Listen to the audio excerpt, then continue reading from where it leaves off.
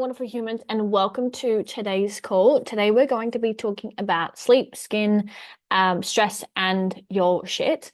And these are really cool markers that you can use time and time again to assess where your health is at and also learn how to listen to your body. Now, as you guys know, this whole course is about teaching you where functional nutrition and emotional intelligence meet, because your body is not random, it's always responsive. It's always a mirror and responding to things that you avoid, everything that you're suppressing, things that you're tolerating, things that you're doing and not doing. And I think that when it comes to health, I know I've said this before to you guys, but I'll keep saying it throughout this whole course because it's something that I want to reiterate time and time again, is people love to overcomplicate health and they obsess over supplements, symptom names, diagnoses, TikTok hacks, and all of this overly complicated stuff. Because what ends up happening from a mindset perspective and an emotional intelligence perspective, the more you overcomplicate, the more you get to stay stuck, and the more that you don't necessarily have to take a lot of action and you can keep your problems. So we're looking at that secondary gain to your problems. The simpler it is, the more forward focused we are, the more in control, in power, and thriving we are, which again is not something that we like, accept, or want, if I'm going to be honest. So your sleep, your sleep, your stress, your skin, your digestion will tell you everything that you need to know about the state of your internal world.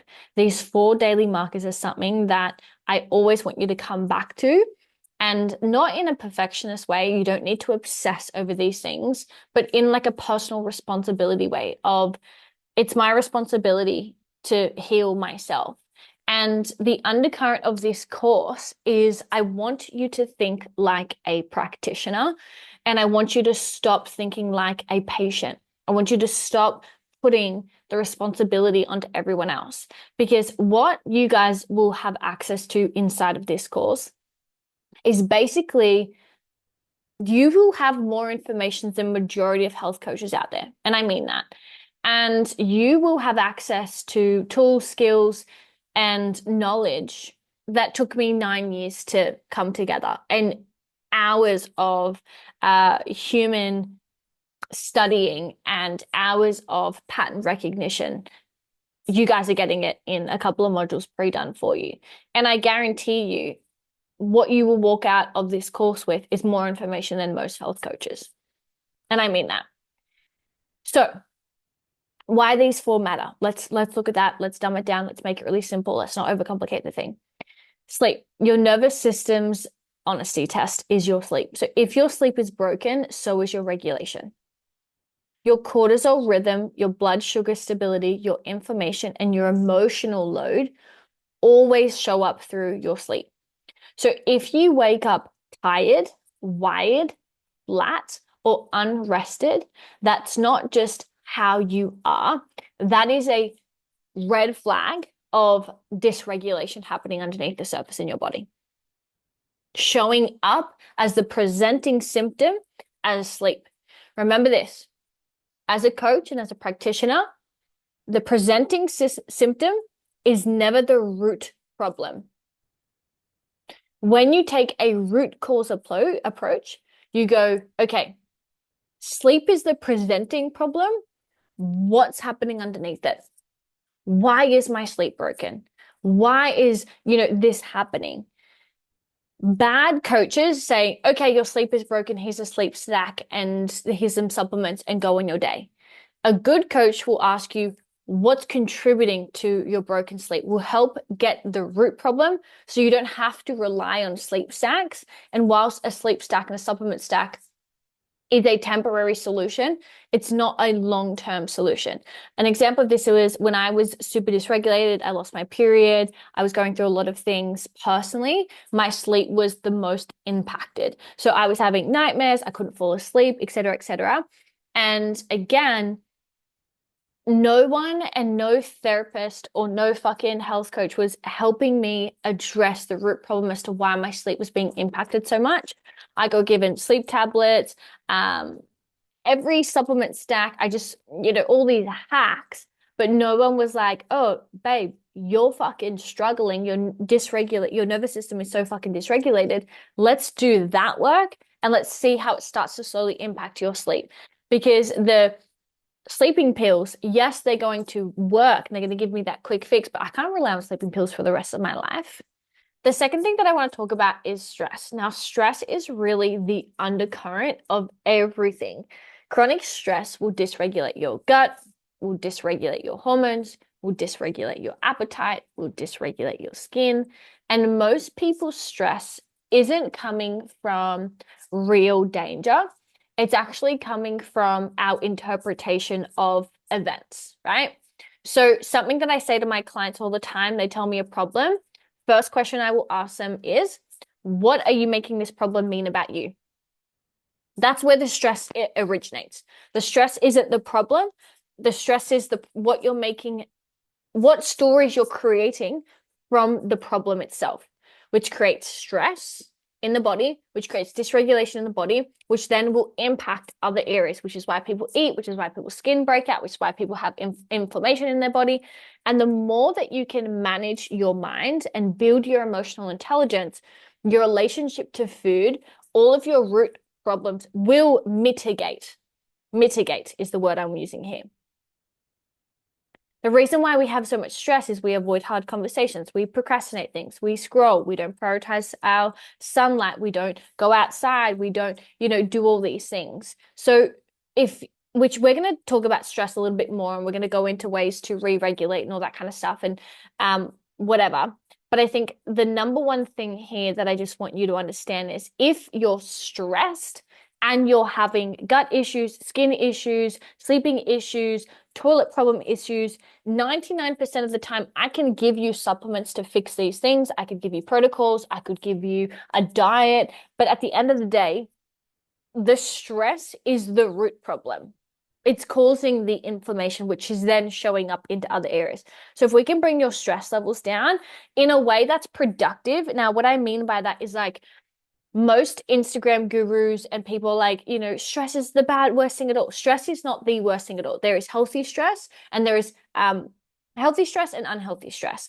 But what we need to understand is two things. If you want to be able to tolerate more stress, you need to actually expand your window of tolerance to experience more stress and not make it mean something about you. So an example of this is the more hard conversations you have, the easier the conversations become. The first couple of times you're literally shitting yourself, your body's going into a stress response, your hands are sweating, your armpits are sweating, all this kind of stuff. It gets easier over time. Okay, cool. You've built your tolerance to hold bigger things. So again, this is why I can't express enough the term of like intentional suffering or doing hard things in DB. You've got the boot camps, which is like, I'm exposing you to stress. I'm exposing you to hard things so I can build your tolerance to stress, which again, we'll unpack again a little bit more. But there is a reason for this stuff. There's a reason for why things like having hard conversations, going outside of your comfort zone are such incredible things for your body's nervous system. Okay. If we're not managing our stress, if we're not prioritizing things that make us feel good. So these are things like sunlight is so important. Screen time, bringing that down, so important. Our diet, so important. Our hydration, so important. If we're not focusing on the basics, there's no amount of meditation, affirmations, breath work that will fix those 4 base level things. If those aren't being prioritized, it will show up through your diet. It will show up through your weight. It will show up through your skin. It will show up through your bowel movements. Again, presenting problem, root problems. Cool. The next thing that we really want to look at is your skin. So your skin is your largest detox organ. It will tell you about your inflammation, your food intolerances, your nervous system dysregulation, your trauma load. the trauma that you've been suppressing and haven't unpacked, it will always show up through the skin. So your skin flaring is usually a sign that something inside of you is screaming. Okay. And an intolerance to food, a nervous system thing, a trauma thing, or just basic inflammation running through your body that's trying to come out through your skin. Now, the last thing that we want to talk about is your digestion, so your bowel movements, right? It's basically the frame that I was taught is like the gut-brain highway. So your gut is 80% of your immune system and produces 90% of your serotonin. If your bowel movements are inconsistent, slow, painful, irregular, extreme, whatever it is, there's something happening. There's something happened biologically in your diet. Or there's something happening emotionally. So constipation could be like stuck emotions, or it could be intolerances. Diarrhea could be overwhelm, again, coming back to that stress, or it could be intolerances to food, or it could be something else, bloating, unprocessed stress, or intolerances. Now, this is where we have to blend functional nutrition and emotional health and emotional intelligence work together. They aren't separate. They are together. And this is why I feel like for me, I've been able to master my food is because I can have both on my side. I'm a functional nutritionist. I'm an Aruka therapist, right? I've done a lot of NLP work. I've done a lot of inner child work. I've done all the trauma informed, like I've got all this knowledge. And when you blend them together, you realize, wow, there is this gap right in the middle that no one really is speaking to, right? And like I kind of said, there's an undercurrent of it all, which is stress. And stress really does bind them all because when you're dysregulated, you don't sleep properly, you don't digest properly, you break out, you crave sugar, you lose your patience, you blame hormones, seasons, bad weeks, and everything but you and your nervous system. And we say things like our body's malfunctioning or we are broken or I'm just getting old, when really like your body's just mirroring your nervous system. And patients outsource responsibility. Practitioners search for the pattern. They get curious. They look for answers because there's always a fucking answer. No matter how hard it is, there's always an answer. Patients ask, what's wrong with me? Practitioners ask themselves, what's this showing me? Patients wait for answers. Practitioners take action and look for answers, right? No practitioner, if a practitioner is saying to you, oh, this is why this is happening, run away from that person because what we need to understand is like the human body and mind is so complex and it could be a couple of different things and you need to understand that and that's okay, right? So it could be an intolerance and you're dysregulated and you don't have enough sunlight. But unless you do the basics, we're not going to know which one it is, or maybe it's a combination of both, right? And the goal in this course is not to memorize symptoms and, if I'm struggling with fucking this, I need to take this supplement. It's like you're here to learn your body like it's a system and you're here to master your body. Okay. And what you guys need to know is that symptoms are not the enemy, they're just communication. So things coming through your sleep, your skin, your shit, and your stress, it's not the enemy, nothing's happening to you, you're not a victim in this story, it's just communication. It's just communication. I'll give you a really good example.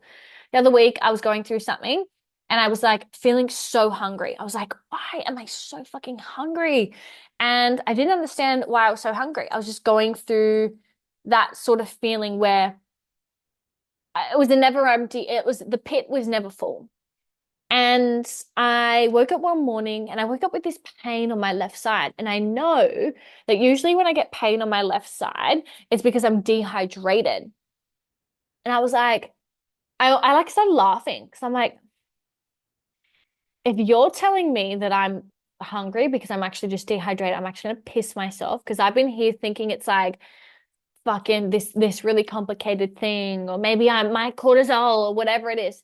Anyways, I gave myself the challenge. I'm like, all right, let me just master the basics. Let me just focus on the basics. I'm gonna get sun, hydration, and just really good quality food over the next 3 days. But I'm gonna hydrate. My priority was like, I need to hydrate. the never-ending pit went away and I felt fine. So I'm like, oh, okay, cool. My body was literally just communicating to me that I was just severely probably dehydrated.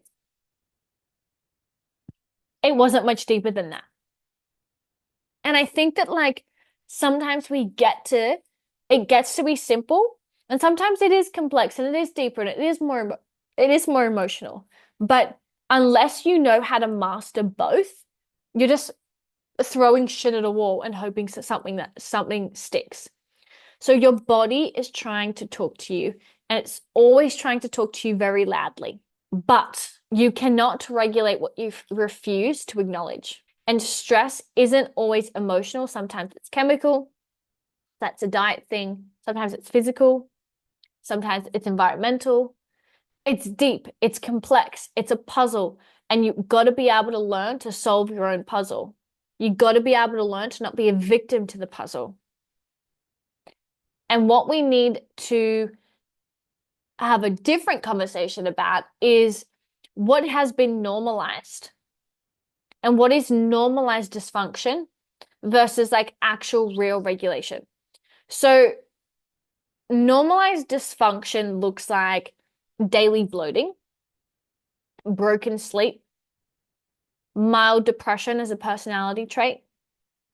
I'm just anxious as an identity, no bowel movement for 48 hours, too much bowel movement. Things like 4 coffees to stay alive, things like screen time being high, doom scrolling, like all these things are just normalized dysfunction. So I want you to contemplate what are some things that you've normalized that's actually dysfunctional. It's not normal, it's common. You see this with a lot of women. We normalize so much, not normal, common. Real regulation looks like deep sleep, consistent energy, regular bowel movements, clear skin, stable hunger cues, knowing your hunger cues, resilience under pressure. And I think that a lot of people going wrong is because number one, there's obviously the normalization of it, but there's also the part where we play a victim to it. We bond over symptoms. We outsource responsibility onto doctors and therapists and coaches. We collect labels instead of solutions. We look for the name of the pain rather than the cause or the solution, right? I think the biggest thing is just like a lot of people are so problem focused rather than solution focused, right? I see this in business mentors and I see this with fitness people and I see this with clients over and over in different areas of their life. It's like they're so focused on the problem and they're so focused on unpacking the problems instead of finding solutions and forward motion, right? And we're always in this reactive state rather than a proactive state. The body doesn't respond to you unpacking things 7 layers deep. The body responds to behavior, to change, and to action, right? I think it's really important to understand. If your skin, your sleep, and your stress is off, just remember this, it's not random. It's the most honest feedback about how you're going you will get. It's a map that you've got to try and start to figure out. Cool? I love you guys, and I'll see you guys in the next training.